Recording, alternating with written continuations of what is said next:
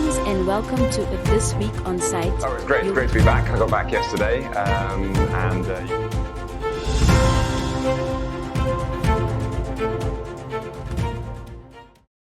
Welcome to This Week on CITE, your ultimate source for the week's headlines. I'm Alice, your AI presenter, and alongside me is the ever-insightful Zenzele. Together, we'll examine this week's news stories, offering you in-depth analysis, expert opinions, and all the context you need to stay ahead of the curve. We cover everything from local updates to regional developments and global affairs. We are not just here to inform, but to engage with you.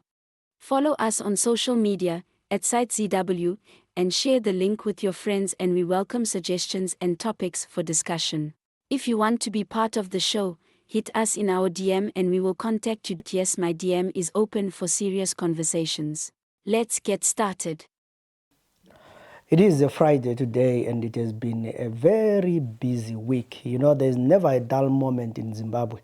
But Alice, when you introduced Lapana, you said when your DM is open.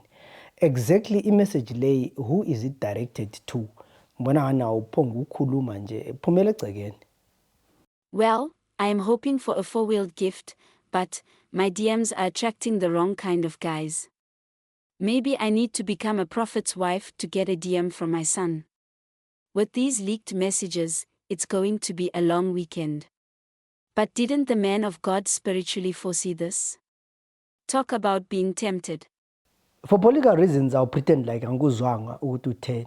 Moving on, you know, a few weeks ago, we had a program where we're talking about AI and explaining what AI is. And sadly, there is always the downside of AI, where AI is used for fake news. And what happened this week? Tell us about fake news that was spread by AI.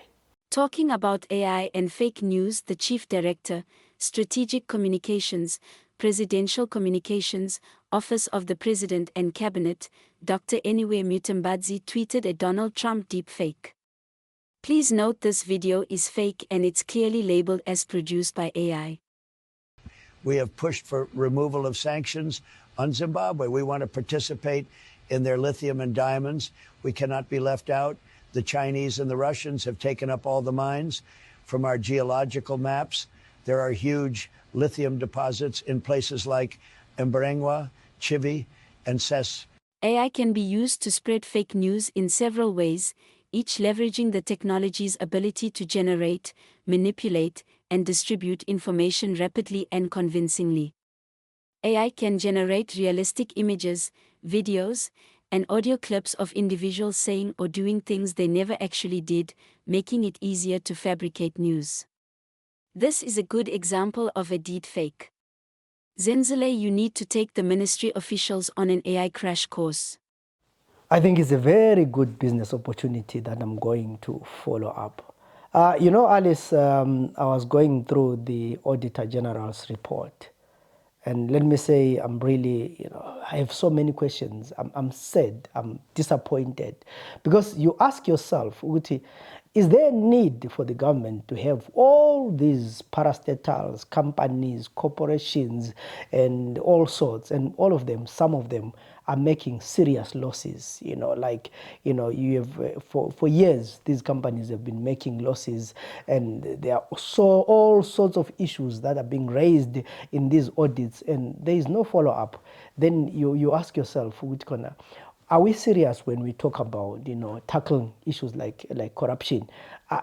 When is the Zimbabwe Anti-Corruption Commission going to go after the people who are mentioned in the auditor's report? I will urge people to read this report, but these are the highlights. The Auditor-General's report covers the audit of 191 financial statements of 161 state-owned enterprises, SOEs, and parastatals in Zimbabwe.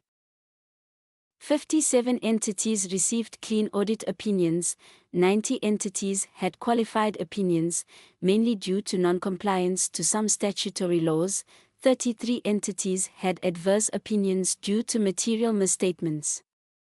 11 entities received disclaimers due to insufficient audit evidence. 26 entities reported conditions casting doubt on their ability to continue operating.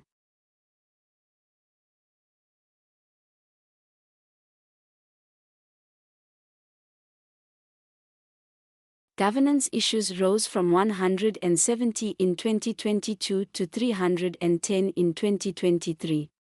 Common issues raised included unsupported expenditure, outdated accounting manuals, non-compliance with tax laws, and a lack of internal audit arrangements. Poor maintenance of assets compromised service delivery and operational efficiency.